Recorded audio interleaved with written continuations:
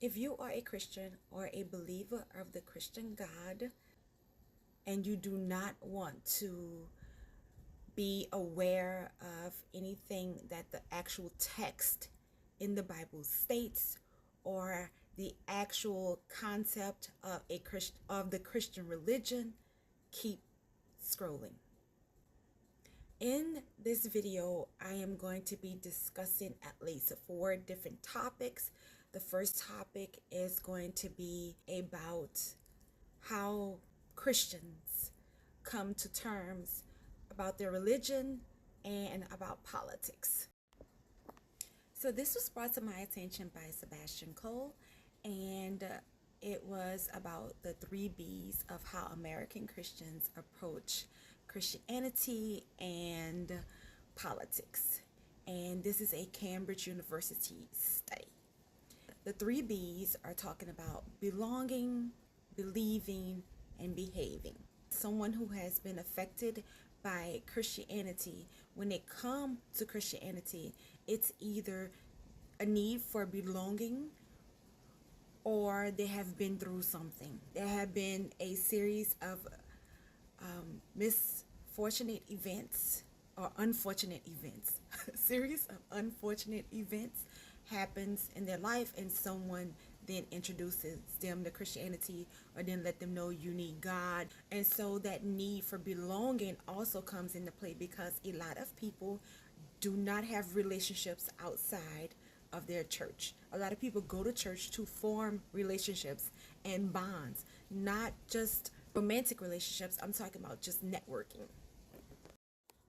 So belonging focus on a sense of community, a sense of just belonging, just being accepted in a group, just having a certain status within a group.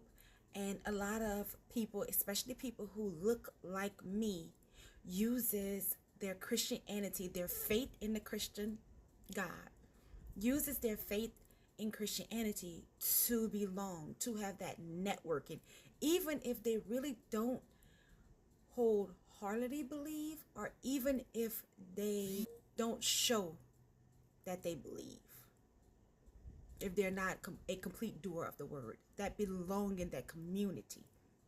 Then once they start having that innate feeling of belonging and that sense of community, then they start to believe what they hear, like the pastor say or any other Christian say.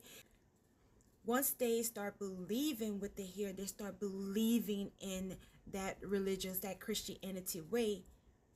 And then when someone like me shows them the logos, the words on the Bible, they can't understand it. They will say things like, well, you have to understand by the Spirit. Only the Spirit can give you the understanding. You can't understand with your carnal mind. They go to scriptures like that because they eisegesis the scripture. And what that means is blatantly they refuse to see the words on the page for what it is. So they Bible their beliefs instead of looking at the Bible and saying what it really says. So for my next topic, I want to focus on the Christian God itself. Depending on what denomination of Christianity you fall under, the name could be Yahweh, or it can be, what that man name is? Jehovah, whatever. And did I say man? It could be Yahweh or Jehovah. Most times it's just God or Lord. And some people say Most High God. So Yahweh and Jehovah has been used interchangeably for the Christian God. Some Christians call God Most High or God Almighty. Those are not the same gods. The Most High God is El Elyon. El Elyon is Yahweh or Jehovah's father. It's the dad of the Christian God. And in the Bible, El Elyon has a meeting with its 70 sons and divvies up groups of people to each one of its sons. And Yahweh's portion or inheritance was the group of people known as the Hebrew Israelites. So if you're not a blood Hebrew Israelite or a descendant of a blood Hebrew Israelite, you have 69 other gods. 69. One of those may be the God for you. Just saying. So, when it comes to Lord and God, sometimes it's substituted for Adonai. It just depends on the usage in the text. The Elohim is plural for gods, and sometimes in Christian texts it is used as singular. So that is still not attributed to Yahweh. But that's why I often say there's multiple gods. Like, which God are you referring to? And when you say the God of the Bible, you know which God. No, I don't. Because there are multiple gods in this Bible. But Christians, a lot of Christians who are deconstructing and who are not questioning their text and their theology and their doctrine, those Christians always think it's just one God, because if it's multiple gods, it messes with their theology and their belief, and no one wants you messing with their belief system. And this brings me to my next topic.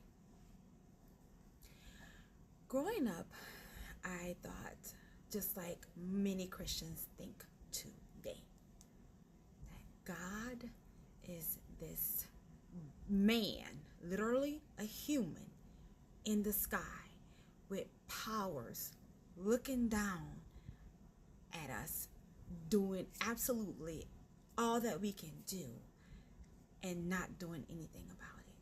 I used to think that God hated me because why are you looking at me struggling and not intervening? And I kept this with me as I still progressed in Christianity. And then one morning I woke up and the rest is present. So here's what a lot of you think God looked like.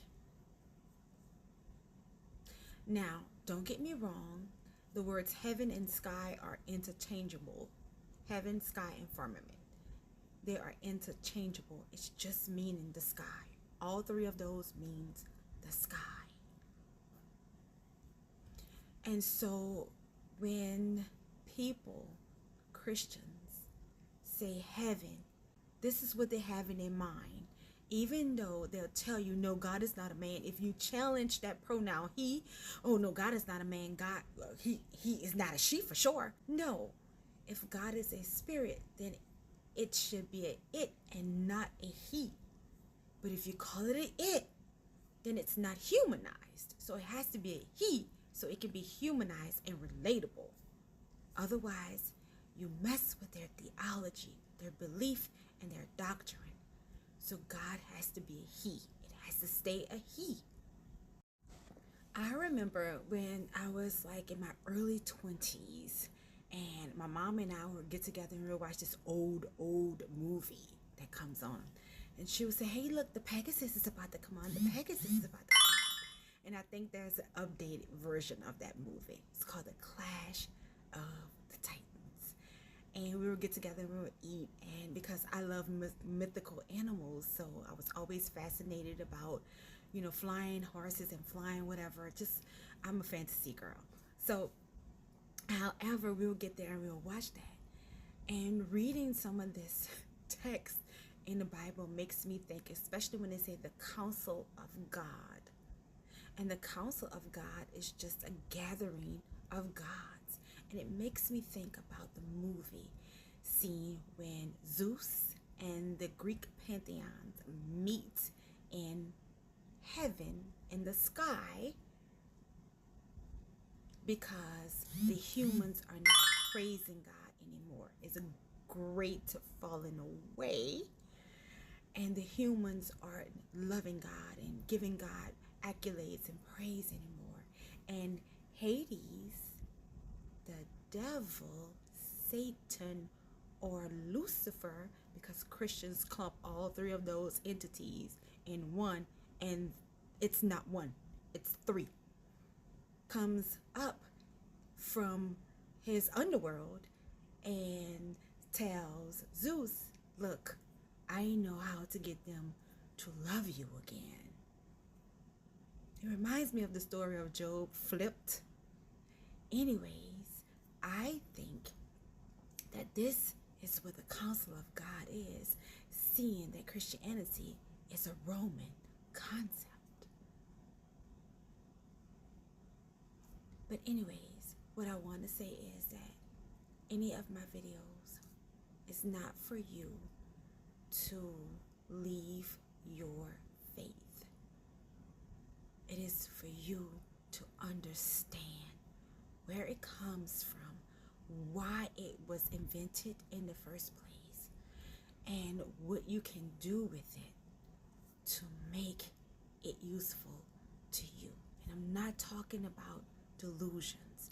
I'm not talking about holding two contradictive things at the same time. I'm not talking about cognitive dissonance. I'm talking about being honest with yourself, come to truth with yourself, and realizing what the Christian religion is and realizing what it isn't.